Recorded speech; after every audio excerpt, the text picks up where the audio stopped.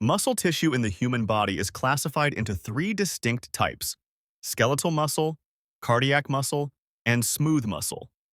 Skeletal muscle is voluntary, striated muscle that is attached to bones, and its primary functions are locomotion, maintaining posture, and generating body heat. Cardiac muscle is involuntary, striated muscle found exclusively in the wall of the heart, known as the myocardium, and its sole function is to pump blood throughout the circulatory system. Smooth muscle is involuntary, non-striated muscle located within the walls of hollow internal organs such as the gastrointestinal tract, blood vessels, uterus, and urinary bladder. It is responsible for moving substances through these organs and for maintaining organ tone. Despite their differences, all muscle cells or myocytes share four key functional properties: excitability, which is the ability to respond to a stimulus; contractility, the ability to shorten forcibly; extensibility, the ability to be stretched; and elasticity, the ability to recoil to their original resting length after being stretched. This universal framework underpins all muscular function. Examining skeletal muscle reveals a precise hierarchical organization. A whole muscle is composed of bundles called fascicles. Each fascicle contains multiple muscle fibers, which are the individual muscle cells. Each fiber contains numerous myofibrils, and each myofibril is composed of the contractile myofilaments, actin, and myosin. This organization is critical for force transmission. Connective tissue sheaths provide structural support. The epimysium surrounds the entire muscle, the perimysium surrounds each fascicle, and the endomysium surrounds each individual muscle fiber. These layers ultimately converge to form tendons or aponeuroses that attach the muscle to bone, acting as a biological cable. At the cellular level, a skeletal muscle fiber is a long, cylindrical, multinucleated cell. Its plasma membrane is called the sarcolemma, and its cytoplasm is the sarcoplasm, which is packed with myofibrils and energy stores. Internally, the sarcoplasmic reticulum is a specialized network that stores and releases calcium ions, and transverse tubules are deep invaginations of the sarcolemma that conduct electrical impulses into the cell's core. The fundamental contractile unit of skeletal muscle is the sarcomere. It is defined as the segment from one Z disc to the next Z disc. Within a sarcomere, distinct bands create the striated appearance. The A band is the dark region containing the entire length of the thick myosin filaments. The I band is the light region containing only thin actin filaments and is bisected by the Z disc.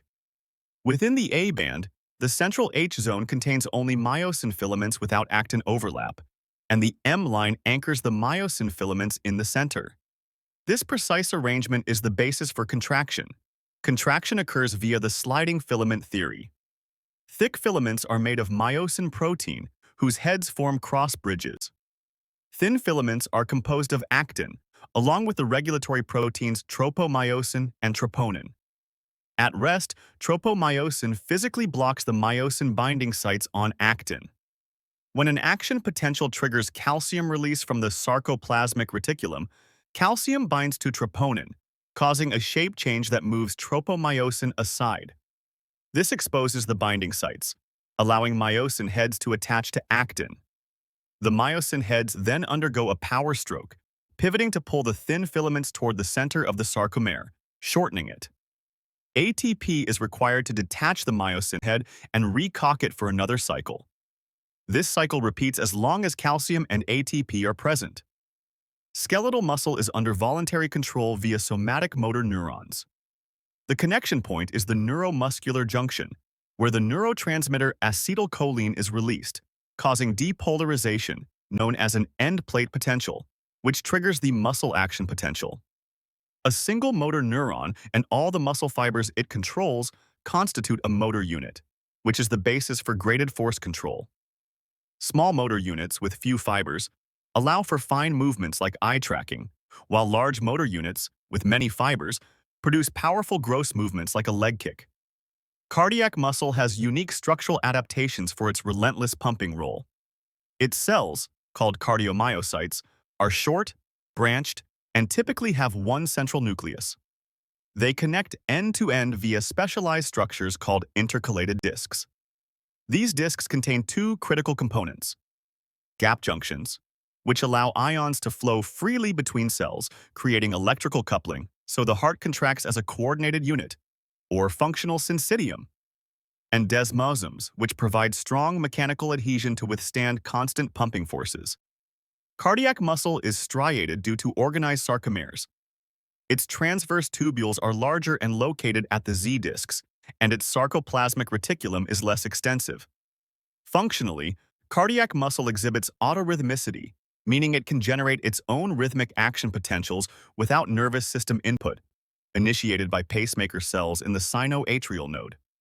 Its control is involuntary, modulated by the autonomic nervous system, with sympathetic input speeding up the rate and increasing force, and parasympathetic input slowing it down.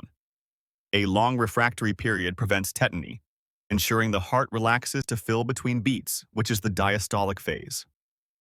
A key difference is its reliance on extracellular calcium entering during the action potential plateau to trigger further release from the sarcoplasmic reticulum, a process known as calcium-induced calcium release, which is essential for the strength of contraction. Smooth muscle has a very different structure suited for internal organ function. Its cells are small, spindle-shaped, and unenucleate, with no visible striations. The actin and myosin filaments are not arranged in orderly sarcomeres but instead form a diagonal lattice network. Dense bodies within the cytoplasm and attached to the cell membrane act as anchoring points for the thin filaments, similar to Z discs. Smooth muscle lacks transverse tubules and has a sparse sarcoplasmic reticulum, relying more on extracellular calcium. Its contraction mechanism is distinct and energy efficient. Contractions are slow and sustained, using less energy. Calcium for contraction comes mainly from outside the cell, entering through channels. Inside the cell, calcium binds to a protein called calmodulin. This complex then activates an enzyme called myosin light chain kinase, which phosphorylates the myosin heads to initiate cross-bridge cycling. A unique latch state allows smooth muscle to maintain tension with minimal energy use after the initial stimulus. There are two functional types. Single unit or visceral smooth muscle has many gap junctions, causing cells to contract as a synchronized sheet, as seen in the digestive tract. It is often myogenic, meaning it contracts in response to stretch without nerve input. Multi-unit smooth muscle has few gap junctions. Each cell is independent and must be stimulated separately by autonomic nerve endings, as found in the iris of the eye and large arteries, allowing for precise control. Control is involuntary via the autonomic nervous system and hormones like adrenaline and oxytocin. Clinically, understanding these tissues is vital. Muscular dystrophy, like Duchenne type, involves genetic defects in skeletal muscle structural proteins like dystrophin, leading to progressive weakness. A myocardial infarction is the death of cardiac muscle due to blocked blood flow, resulting in non-contractile scar tissue. Hypertrophic cardiomyopathy is a genetic condition causing pathological thickening of the heart muscle, which can obstruct blood flow. Asthma involves excessive contraction of bronchial smooth muscle, while hypertension is associated with increased tone and thickening of vascular smooth muscle. In summary, skeletal muscle is voluntary, striated, and designed for rapid, powerful movement under conscious control.